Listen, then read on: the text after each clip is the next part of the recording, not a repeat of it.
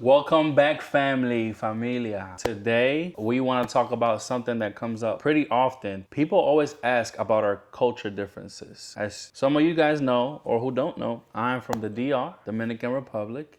And I'm black. Do we mesh or do we vibe?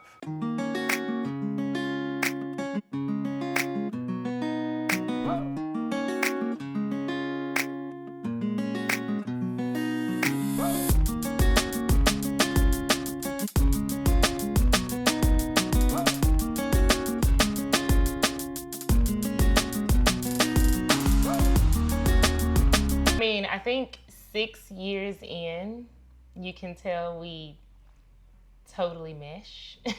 But there are some differences like in our cultures and questions we had when initially getting married. I would say dating, but not really. We did have initial questions. Yeah, and I think what's helped a lot is I've been here since I was 9, so I've pretty much been here my most of my life. So I'm sort of like Americanizado. Wow. But yes, I feel like we've learned to like make it work, but it hasn't been a huge thing for us. It hasn't been a huge thing. Like I think we got along pretty well. One thing I will say about the DR is, well, I don't know, now it's different, but me growing up, we have like, not hierarchies, but like different levels of respect. We have like, we address people differently depending on who they are, like their relationship. Yeah, like when he goes to see his mom and grandmother, he says, "Sio ma." Yeah, so that is like a blessing. You ask for the blessing from your mom when your mom or your grandma, and then they say, "Yeah, bless you, son," or "Bless you." If you're talking to your grandma, "Bless you." But you wouldn't say that to me though. Like when you come in the house, you wouldn't be like. No, but that doesn't happen between couples. It's only like your mom or your dad. Or your grandma, or your grandfather. But just saying, like we address people differently. So, for example, like when you speak to somebody that's older than you, you have to address them in a different way. You don't talk to them like you would talk to your friend, basically. So, those are like the nuances of like being from another culture. Just like the way that you speak to each other is different. But I would say that. It doesn't, I don't know, like, from what I've seen, like, that's gone away a little bit back home. Some people still use those communication norms, but, growing up, it was a big deal. Like, you couldn't, like, talk to an adult a certain way because you would get in trouble. Like, you would get a whooping. Yeah, so. Well, like, here we say, yes, ma'am, no, ma'am. Mm-hmm. Yes, sir, no, sir. Yeah. But, like, I don't think I say no, sir frequently to my dad. I don't say yes, ma'am to my mom either. I used to. I think it's gotten a little lenient. Maybe it's because I'm like an adult. I still say yes, ma'am, and yes, sir. Occasionally. It's not like with every conversation, I'm saying yes, ma'am, no, ma'am, yes, sir, no, sir. But there's a type of respect there for sure. Right. But in the Dominican culture, I've definitely seen like how he addresses his mom versus how he addresses his friends. Like I talk to my parents. I don't want to say I talk to my parents like my friends because that's not accurate. Like I actually don't. But I see it more on his side than on my side. Anyway, let's get to the nitty gritty of what y'all want to know about like our cultures and differences. So, what would you say? What does it mean for you to be an American wife? Like, how do you say that? How do you feel? Well, what does it mean for me to be an American wife? Yeah. Okay. So what does it mean for you to be an American wife? For Like value me, wise and stuff like that. Value wise and what you expectations before and after being married. I think that's a tough one because, I mean, I think for not every American, but for a lot of Americans, it's different. But I can only speak for myself. So before marriage, I definitely took some of those traditional values and some of the more modern values. As far as being a wife, like, I didn't go to school to find a husband and to be, a stay-at-home wife. Like, that was never an aspiration for me. I've always wanted to be, an entrepreneur, or I wanted to be climb the corporate ladder. And I think that's a more modern look. And it's a 50-50 thing when it comes to the household duties of a husband and a wife. Like, that's a more modern approach to it. But I didn't have all of the modern approach. I only had some. So, like, I wanted to go to work. I wanted to climb the corporate ladder. I did want to have kids, but I wanted them in daycare, to have a nanny, so that I could still, like, pursue my dreams and, like that. But on the other hand, as far as, like, taking care of the household, even though I'm handy around the house, I wanted a husband who could do all the handiwork. I wanted a husband who, like, I wanted to do all the cooking and cleaning. Now, this is before marriage and before kids. So I wanted to do all the cooking and cleaning. And I wanted my husband to take care of everything financially. Like, whether it was mine or if it was his. Like, I wanted him to take care of everything financially. And then I took care of everything in the household. That wasn't, like, heavy manual labor. Taking out the trash, doing the yard work, like that kind of stuff. So, and then also, I don't think I was on the traditional side when it comes to, like, submission. I don't think I've ever thought of myself as, like, a submissive person. And like, shut your mouth, don't say anything at all, and just let him do whatever. Like, I think I always thought about, he can lead, but I want to have my input. He can lead, but it needs to be a conversation behind closed doors. You know what I mean? I think that's how I kind of looked at my role as an American wife. So what did you think a wife was in the Dominican culture, though? The Dominican culture is, like, very, very, like, old school, traditional. Husband goes to work, wife stays at home and takes care of the house and takes care of the kids.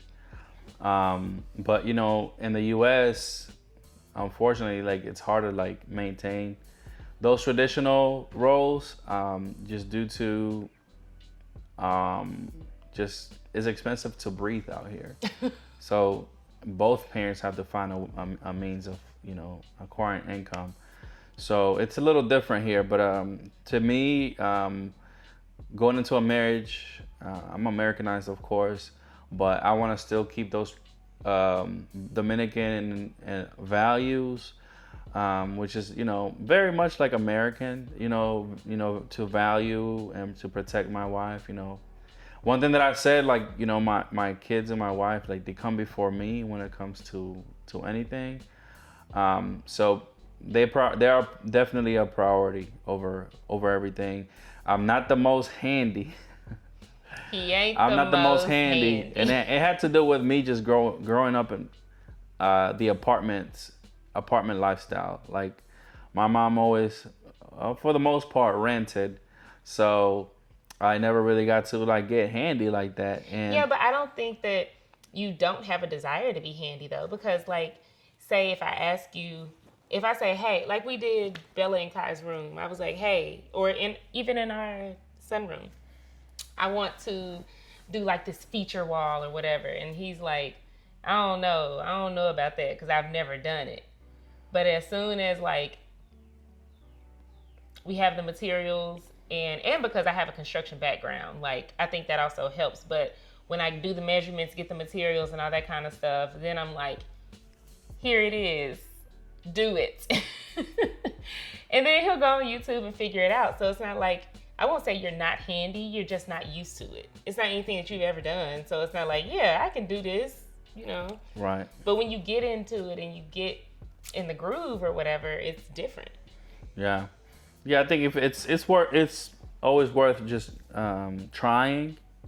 And I'm not opposed to trying. I can it could be intimidating for somebody that's not handy to take on like a big project. But if you just have a little faith and you can believe in your skills, and then you can obviously do the research for yourself and try to do the best job you can. And I think it's all about your intentions too. So when I do something, like if I have my intentions are in the right place and I just do it out of love, I think it comes out more. It comes out better than I expected it to. Yeah. And it's a genuine try. So like I'm appreciative. You know what I mean? Mm-hmm. And yo, my allergies are killing me. We have pollen season or not. Yeah, I keep scratching my nose, but it's bad. I guess something I brought up was like financially. What is it like in the DR? Well, I guess you kind of said that, right? The man goes out to work and the woman takes care of the household and the kids. But before you have children and you get married, what is that like though? So in the DR, well, I grew up in the hood. So like in the DR, like if you meet somebody and you guys like are together, usually the parents of the woman are gonna like want y'all to like get married. But married doesn't mean y'all go to the church and get married or go to the courthouse. Okay. It means moving in together. Oh, interesting. Mm-hmm. Okay. We consider that like being married in a way. But then when you move in together, does the woman assume responsibilities of the household and the man goes out to work? Or like, what does the woman do? Does she just sit around? She just cooks, cleans, keeps up with the kids, take care of the kids. But it's no kids yet. It's just... Yeah, well, I mean, just take care of the household. That way, it's a lot of work. Yeah. Okay. So like, but the thing is, like, the men do not expect to do any work. No cleaning dishes. It's like really old school. Like take my shoes off. Yeah. Like take my shoes off when I can't come home from work and give me a back rub. And dinner better be fixed. And it better still be warm. I know you lying. That's crazy to me, but also I guess way back when it was like that here, and for some households it may still be like that. I don't know. I ain't in their households, but it ain't like that here. Okay. So another thing that we wanted to talk about is like food differences. Like how would you say like you're like? I mean, you grew up eating like soul food, right? You grew up, with Southern cuisine and stuff like that. How would you say that you've incorporated that into like our life, and how do you enjoy the food that you grew up with, and how do you enjoy Dominican food? Enjoy Dominican food when we have the opportunity to, because I can't cook. Because he can't cook. So like, of course, with any meal, I know how to season very well, and just growing up in the South. So like, the food is always good, but I do know how to make soul food. But on the regular, I make a variety of food. It's not like I'm just making soul food. Like I'll make taco bowls, I'll make fried rice, I'll make burgers, like I make a variety of things. I'll make like stuffed salmon. Stuffed salmon. Smothered ground. Well, I haven't made that in a minute. Oh my God. Tonight. I'm not making that tonight. I'm making burgers tonight because I'm craving it. But like, I don't know, like smothered chicken, like that kind of stuff. I make chili. Yeah, I make that kind of stuff. But I've only made a few Dominican meals. You made it. You made rice and beans, and it was delicious. Yeah, And I made rice appreciate and it. beans. Um, I made pollo guisado, which was stewed, right? yeah, which is really good. I made I have not made empanadas, but I want to. But like honestly, I enjoy Dominican cuisine. Like if I could eat Dominican food every single day, I would. Because it's so good. I mean, well, I'll mix in kind of the things that I like, things that I have eaten my entire like life. But Dominican food is so tasty. Okay, it is so tasty. But they also eat a lot of like, is it pork or beef or both? Well, you eat both. Yeah. So I don't eat pork and beef. So whenever I go to his mom's house, she knows that. So she like makes sure to have Like chicken shrimp, meals, something shrimp, like that, yeah, seafood. But when I'm in the DR, the seafood, yeah, I'm not letting it up. I'm eating all the seafood because it's fresher and it's just so much better than it is here. Like, so typically at his mom's house, she makes a lot of chicken meals, not necessarily seafood. But when we were in the DR, like his mom sent one of her friends over to bring us food, and we had seafood, and it was so good. So good. Oh my gosh. Yeah. One thing that like the Dominican like cuisine, food culture, it's I think different because in DR we have something called La Bandera, which means the flag, and it's like our traditional Monday through Sunday meal, which is rice, beans, protein, and then a salad. And every single meal, most meals are gonna have a slice of avocado.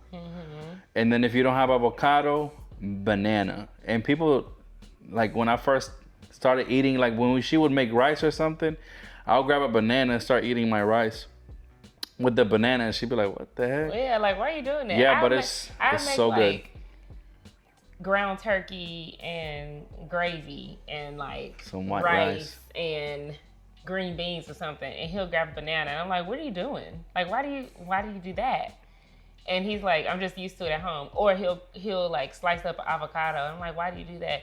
And honestly, over the years, I've started to do that too. Like, it actually is tasty together. You know, the rice and the avocado. Like, it is really tasty together. But the avocado here tastes different than it does in the DR. Like, it's not as sweet, and sometimes you can't find them ripe. So like, they don't taste good. Yeah. It's like it tastes like water sometimes. You know. Also, in the DR, like our biggest meal of the day is noon. So noon, like it's a big deal. That's like when it's like the country shuts down, and that's when everybody's like finding their way to some food and sitting down. And there's another thing about another aspect to like when we have food, we like to enjoy the food, and then we have something called reposar. Like after you eat, you don't just get up and run, and that's just been something I struggled with. Like people have always like thought like, oh, he just doesn't want to get up and do work or whatever. But in the DR, like in my culture, when you eat, you're supposed to like sit and relax, not get up and run. And I think that's an American thing where as soon as you're done with your meal, like boom, you get up and go. But back home in the DR, we call it reposar, meaning you let your body rest, you let your digestive system actually like, you know, try to like break down the food the right way. You just don't get up and go. Sometimes I get yapped from Brianna because she's like, oh, well, you're just sitting. No, like that's my culture. That's what we do. And that could be a thing that, you know, in the beginning she didn't know, but that's just like a culture thing. Yes. On the other hand, like when his mom is over here, she cooks dinner sits down and eats, she gets up and like goes to she'll pick up our plates or she'll go clean the kitchen. So I wonder if it's a man thing probably versus a woman thing in the DR. Like, if you're a Dominican, please drop a comment and let me know if it's a man thing versus a woman thing. I think women in the DR. do it too. But here, like, we all, like, you know, when we're done eating, especially at nighttime and now that we have kids, it's like, okay, we're on the clock. Dinner's at 6:30. Come on, kids, let's eat. It may take them longer to eat. So 45 minutes will pass by. Bedtime is at 8 o'clock. We got to take them upstairs to get them baths. So as soon as I'm done eating, I'm trying to clean the kitchen to pick up plates. I'm like, hey, Vincent, can you help me? So, like, he's like, I'm letting my food digest. Yeah, I get it. But also, after you put the kids down, you don't want to come back downstairs and clean the kitchen. So it's like, okay, well, let's do it before we take the kids up to go to bed, because after we're done putting them in the bed, we're exhausted and want to, like, pass out. Yeah, I think that's different, though. No. I think that's different. I mean, I feel like the whole thing about, I like to, like, once I'm done here, like, I'm done. Unless we want to, like, do a date night. Not date night, but, like, a hangout after we put the kids down. But, yeah. I'm good about cleaning up after myself, though, Rihanna. Come on. He all right about cleaning up after himself. No. So, no. Okay, so speaking of, like, the men versus women, what is, I don't want to say the family dynamic, but are parents stricter? Do you think parents are stricter in the Dominican household or in the American household? Or do you think it just varies per household? I think I grew up super strict.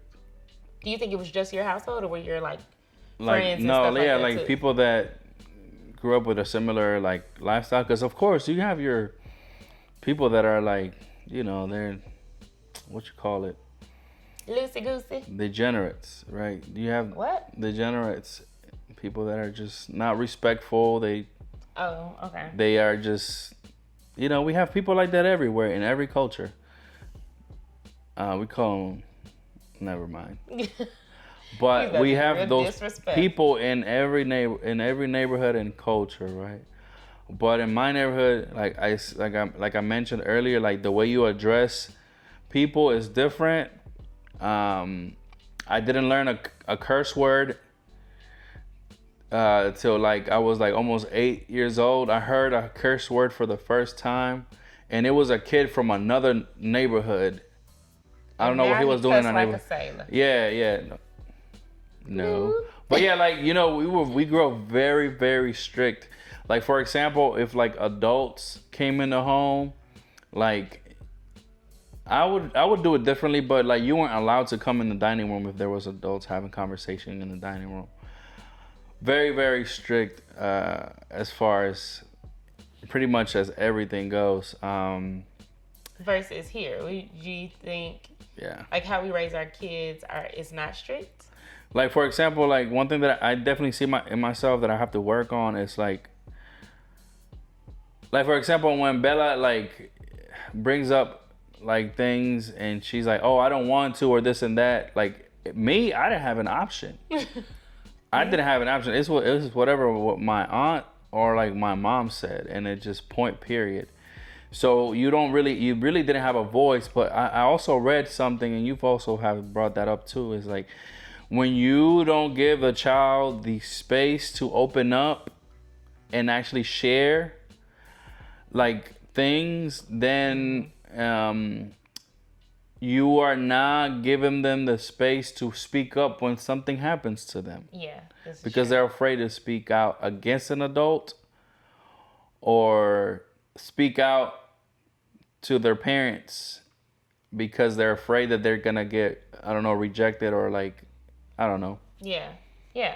No, I think that's I agree a big that is a thing. Like I would not, like, to this day I don't talk to my mom about private stuff.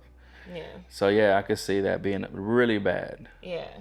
But I grew up like with the kind of open communication. Like, of course, if my mom said no, that meant no. Or if she said, or I could tell her I don't want to do something, and she would be like, girl, I didn't ask you what you want to do. You know what I mean? Like, but we had open communication to where if I felt uncomfortable, I could tell her. Or if I did say I don't want to do something, she's like, okay, well, we are going to do this, but we can also do this. Like I think there are boundaries when it comes to children because their brains are developing, you know, and adults, our brains are developed, but we don't want a child to be defiant, you know. So it's a hard line between like trying to develop open communication with a child whose brain is still forming. I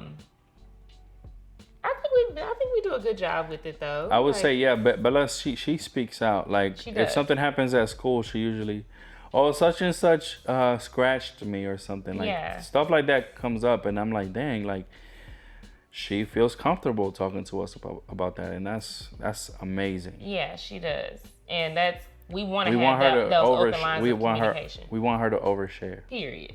Overshare. If something happens to you, especially outside this household, like, you know, we trust each other, and of course we check in with each other if our tempers get a little out of hand. Like, we check in with each other, but outside of this household, it don't matter what anybody says or does to you. You should be 1,000% comfortable coming to us and talking to us about it. Like, and we're gonna ask you, how was school? What happened with so and so? Like, you brought this up previously. What happened with so and so? Was this your friend today or not? You know. Right. So I don't know. I don't think we're raising our children in a strict household, but we do have boundaries, and we set those clear boundaries. Mm-hmm. Yeah. Mm-hmm. Now, another thing that what I bring up is like how we discipline them. Like, obviously, there's some things that are private, but we know. I think we are, like, the way that we discipline, we're very, very fair. Yeah. You know, like, I know some people don't agree with like the pops and stuff like that, but we sometimes got pop. You know what I'm saying? They gonna get a little pow every once in a while, and it's not like we ain't beating our kids. No, of course. Now, coming from the DR, like, man, we used to get our butt whooped so bad. And then back home in the DR growing up, I don't know about now, but in the 90s, they had like little branches from trees, like little switches, and they would whoop your legs in school. The teacher. One time, I remember, I'll never forget this. We were playing, and the teacher told us to stop. And it was this big dude with like a big belly. Like, I remember him. I used to be scared of him. And I wouldn't stop. And then I had the, what do you call it? The overalls? The overalls. And he picked me up like this with two fingers like that. And I peed my pants. Yikes. Yeah, I peed my pants. Yeah, but that's where I come from. Like, you get whooped in school, and then you get whooped at home. Bad. And then neighbors were allowed to whoop you too. Yeah, it was bad. It was really bad. I think not me growing up, but like my mom, when she explains her childhood growing up, neighbors were trustworthy. So if you did something and it was defiant towards a neighbor was able to whoop you too. But like, now there's a clear line. Don't touch my child. Period. Yeah, now I think people have gotten, I understand like not wanting people to like, I think there's a difference between discipline and abuse. Yes. There's a fine line between those two things. For sure. I think even now, like, you know, I've seen so many videos more recently where children at school are getting like beat and that teacher going to jail, period. Because don't touch those kids. And it's more so because a child isn't doing exactly what that teacher said exactly at that moment. And I think adults have a complex sometimes. Like, if you're not doing exactly what I say right now, you're being defiant. And that two things can be true. My brain is not understanding like really what's going on in the situation. If I'm wired and you're telling me to stop, I can't just cut off like that. Whereas the teacher is like, we know a clear boundary. Stop and go. If I say stop, that means stop what you're doing right now. And it's a disconnect with the kid. And so that teacher then pops off because how they raise their child, these children are not being raised like that. And so they think, I don't know if they think it's okay or if they just act out. Like y'all check your feelings at the door before you come and work with children because they're gonna test you. I also think that kids are more bad now than when we were growing up. I think that more defiant, and then also just the like that they call it the what is it, the iPad kids or something like that, tablet kids. Yeah. Where they're just defiant, they don't want to listen to nobody, they'll cuss you out. Even their own parents, though, unless they throw an iPad or whatever in front of their child for them to calm down. And it's the overly, what you call it, the overstimulation of the mind, right? Like like always just looking for the next, almost like a high, almost like that. And that's one thing that we want to like do with our kids, like the screen time. We want to definitely lower that. Yeah. So we've been going a lot to the park, which is awesome. We went to the park yesterday. We've been getting them out the house, y'all. And that's what you got to do. Let kids go run outside. Or just don't be afraid to let them like, if you saw our house right now, it's a mess. And it's because we will let them, we're moving. But we will let them not destroy the house. Destroy. No, it's not destroy. They tear this thing up. You can see their play patterns. Like like somebody had a what's that thing called? Construction truck, and Kai had the construction truck, pushed it all the way over there, put Stitch in it, or like they'll have the mats laying out everywhere, and you can tell Bella's been rolling and jumping and flipping and stuff like that. So like we let them play. Rather than throwing an iPad. We don't even know where Bella's iPad is, actually. We gotta find it. We gotta find her. Yeah, we don't know where the iPad is. We lost it like over a month ago. But we let them play rather than throwing the screen up. Now, when we're trying to get something done, we will turn the TV on. Like if I'm trying to cook dinner and I'm here alone with the kids, they will come and hang on my legs and like try to reach up on the counter, and the stove is right there. Like I don't want them to be burned. So I may cut the TV on and be like, hey, you got to chill out for 15, 20 minutes. But like we don't throw a screen up in front of them at any given moment just because we tired of dealing with our kids. Right. Like, no. Okay, cool. So I would also want to talk about our like vibes in the house. And also like what are we doing our day to day? Like what kind of music do we play? How do we... Like, what's the vibe? Like, what are we doing in the house? What's, how do we, like, keep it funky, keep it fun? So Vincent is the vibe king. I am the vibe killer. and it has a lot to do with my culture. Like, in the DR, we're loud. We love music. Music is always playing. And then also music is being played when we clean, like blasting. Like, I'm not talking about, like, just... At the end of the day. No, that music is blasting 24/7. Yeah, and that ain't. And we're loud, very loud people too. Yeah. Which gets on our nerves sometimes. Oh my gosh, they are very loud, but it's fun, it's lively. I just think it's a time to calm down. So like growing up in my household, my mom used to play like chill vibes, like India Arie, Jill Scott. Like those type of artists, and she wouldn't play it loud. She would play it at a lower volume. And so we picked up on the music, but like we were still able to communicate. Like we would have to yell in order to reach somebody, for them to hear us. And so like sometimes I agree. My mom did he's too. Like, play Dembow. Is that what it's called? Yeah. And then Kai's like, Yeah, Kai is his vibe, and Oh then Bella man. be looking around, and then she's like, "Okay, I guess I'll, you know, play along or whatever." And I have to be in a mood for it. So if I'm in a mood for it, I'ma dance too. But if I'm not, I be like, "Alexa, stop."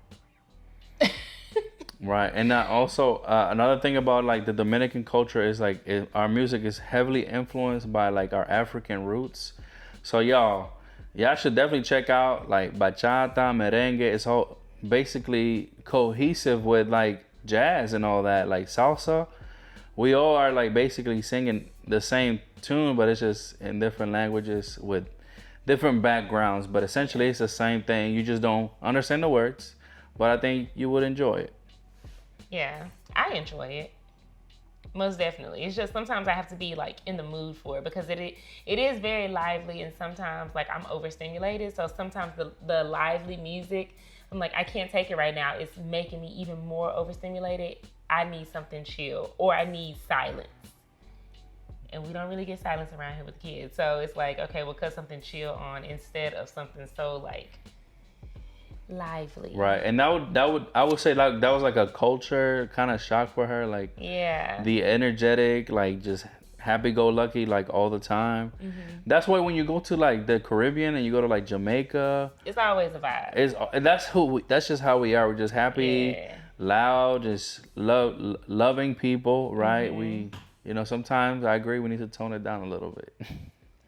Yeah, but it's a good thing. I think that that's something like good that you brought into my life because I don't always have to be serious. Like I can chill out, I can have fun. Like I ain't gotta be a buzzkill all the time. You know what I mean? Right. So. And it's crazy because like Dominicans were so lively and stuff, but then we're like my culture is also like again it's different now, very very strict. Yeah. It's just I don't know how it's balanced, but it's something that we do.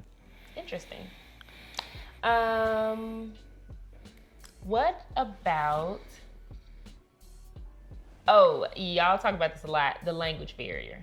You always ask, Brianna, are you teaching the kids Spanish, baby? How I'm gonna teach the kids Spanish, and I don't know Spanish myself.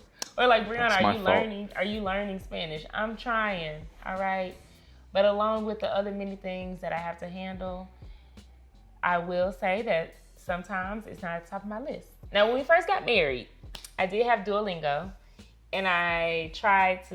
Ooh, my leg's sweating.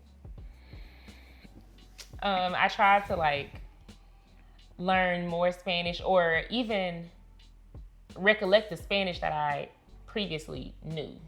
I did, but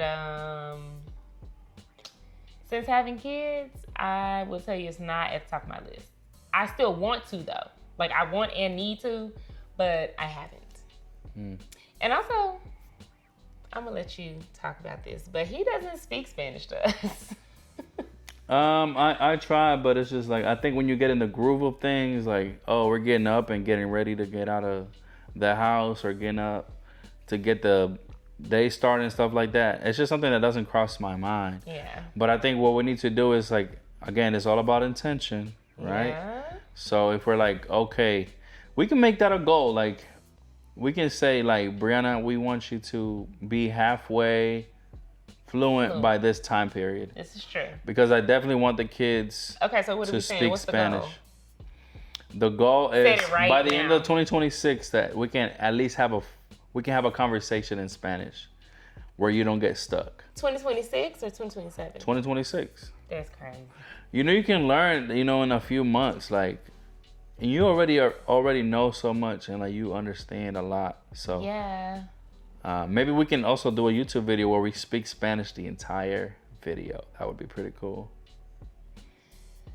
I'm up for the challenge, I ain't gonna lie. I won't say no. Of course, I'll put the effort in. Okay. I'm scared though. I don't know phrases. ¿Qué lo que? ¿Qué lo que? That means what's happening, what's up, what's do know popping. that. I don't say it though, because it don't sound right when I say it. ¿Qué lo que? Que lo que? Yeah. No, it don't sound right. What do you mean it don't sound right? Okay.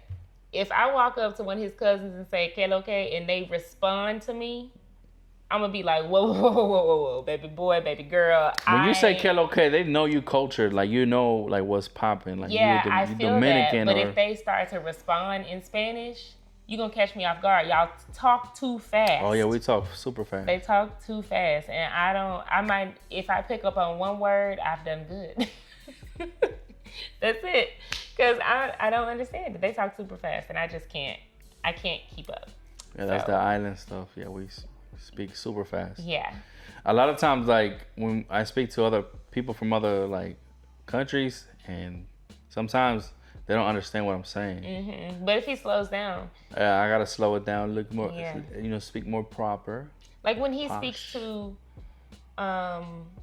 it's a lady who cleans our house. Her name is Juana. We love Juanita, and they speak to each other in Spanish, and you can definitely tell he slows it down a little bit. She is from Mexico, and so he slows it down a little bit for her. He's not speaking like he would to like his friends or even to his mom. Like it's not as fast. Mm-hmm. I don't think we have like specific American phrases that catch him off guard. Yeah, que lo que, maybe because dime a he's ver. been here. I ain't never heard that one. Dime a ver, I mean, it's the same thing like, what's up? Let me know what's happening.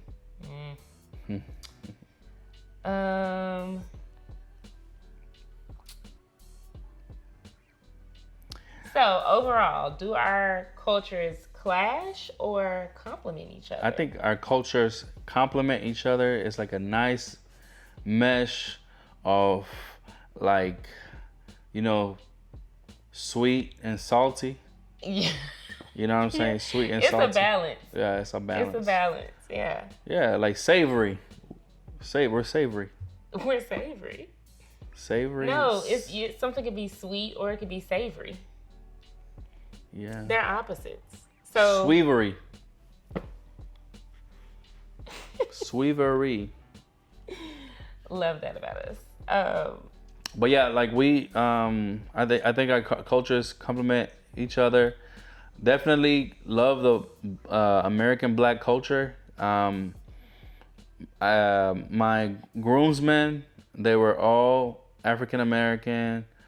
I grew up around, because when I moved to Atlanta, I just got immersed into the Black culture. So it's something that I appreciate. Y'all welcome me with open arms. Mm-hmm. And one thing that I try to bring up a lot of times is like, I have African roots. Like my great grandmother looked like Brianna, like she was like your skin tone.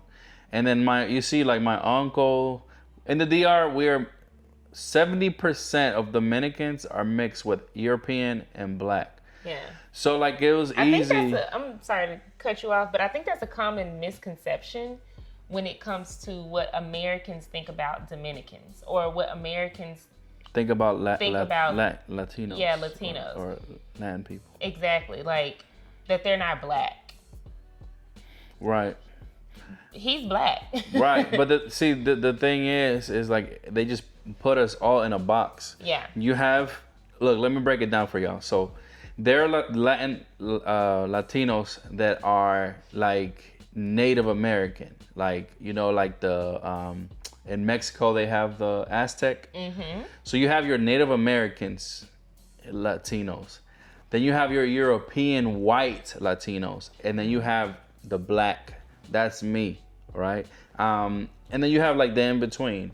You have the people that are mixed between the Aztec and, the Aztec, the Native American with Black. Native American with European. So it's all like a melting pot of different things. Yeah. But Dominican Republic is definitely on the Blacker side. Yeah. And like just like with me and my family, right? Before Vincent, my family, we have all different flavors within the family. You have lighter toned Black Americans. You have darker toned Black Americans.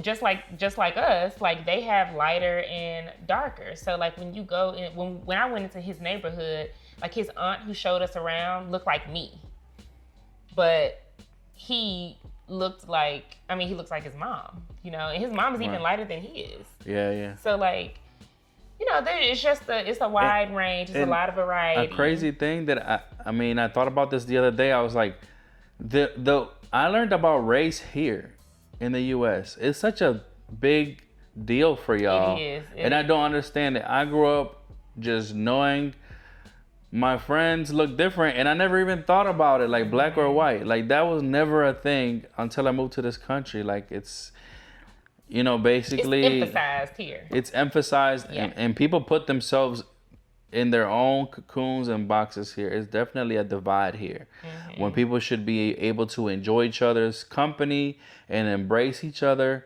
Of course, racism is a thing, right? There can be racism on all sides, but I feel like there's also, I think the population that is good outweighs the bad. If we stop looking at the bad and just really focus on all of the amazing people, we need to come together, because at the end of the day, we are in here together, and we'll only get better and thrive if we come together. That's literally what is holding us back from things just becoming better. Because if they divide us, it's easier to control us. That's true. We need to come together, y'all. Yeah. Let the church say amen. Amen. On the other hand, I know how I grew up, and I know I live in America. So it's hard to shift my mindset. Yeah. Because it's a part of me. It's out there. I've experienced it. But I'm saying, like, when it happens, it's such a nasty, it leaves such a bad taste in your mouth, right? That you can think, like, all the other rest of them are like that, or whoever, or whatever side you're on. You have one incident that happens, and it just completely changes your mind. But then you go out into the public and you meet people, and you have the best of times. I feel like there's way more good than bad, right? But I don't think that we hyper focus on the bad. I don't think that. I do think that the good outweighs the bad. I don't think that because of one instance I've viewed everyone a certain way. I don't think that at all, because like I have friends, family members, all of that who I consider very close to me who don't look like me, and not just saying like white, more than that. Like you have all different shades of brown, Caucasians, pinks, olives, whatever. And also, so like I don't view everyone as bad, but when I go through certain things, like you have a certain mindset. If you grew up fight or flight, basically. Yeah, like if you grew up in growing up as a child, if something happens to you, you're gonna be shaped forever. So as a child, racism was a thing for me, for sure, growing up. And even in my own community, like being called Blackie and stuff like that. And then now look at me, beautiful. And I was beautiful then too, but it's just not being recognized. And so like sometimes looking at a lighter person, I'm like, okay, so that person might not like me. And it's not they don't like me, it's a possibility that they won't like me. And so I don't know that until I approach them and talk to them. So it does. It's like a conditioning thing. Yeah, it is. And so what I'm trying not to do is instill those same things in our children, but I do want them to know that they're valued. So like teaching them that I am beautiful, like me. It doesn't matter. Everybody else is beautiful too, but I'm beautiful. I love my curly hair. I love my nose. I love my skin tone. I love my family. Like I love my friends, no matter what your friends look like, but I love me. Like appreciate yourself for who you are, not necessarily for appreciate yourself for who you are, but don't judge other people for the color of their skin. Right. I feel like we're all in a box of crayons. We are all different, And that's what being different is what makes us unique. It makes the world go round. Yeah. So we just need to embrace and appreciate each other. The nasty people, when somebody is being nasty to you, they are projecting. They're not happy within themselves, so they gotta put you down. So Exactly. we just gotta get rid of. If we can just put all the nasty, all the evil people in a freaking rocket and ship them away, I think we would be in a better place. Yeah. Because you know, like how one rotten apple can make the Spoil a rest. whole bunch. Yeah, that's how it is, y'all. Yeah. That's how it is. But like I said, it's a lot of good people. We love and appreciate everybody we come across. It's pleasant, and at the end of the day, it is what it is. Yeah. Yeah. So, question for y'all. Just with our explanations of how we grew up, how our cultures are, which culture do you resonate more with? Like, it could be that you are Black in America, but resonate with the Dominican culture because of how lively they are, or, you know, how strict your parents were, or if you're Dominican and it's the other way around, like your parents weren't that strict and you kind of have an even keel, like, daily vibe, you know? So, like, what culture do you resonate with more? Please leave the comments. Let us know how you felt about this video. Let us know how you felt about previous videos. Yeah. Please click the end screen to watch our previous video. Click on our playlist to watch our weekly vlogs.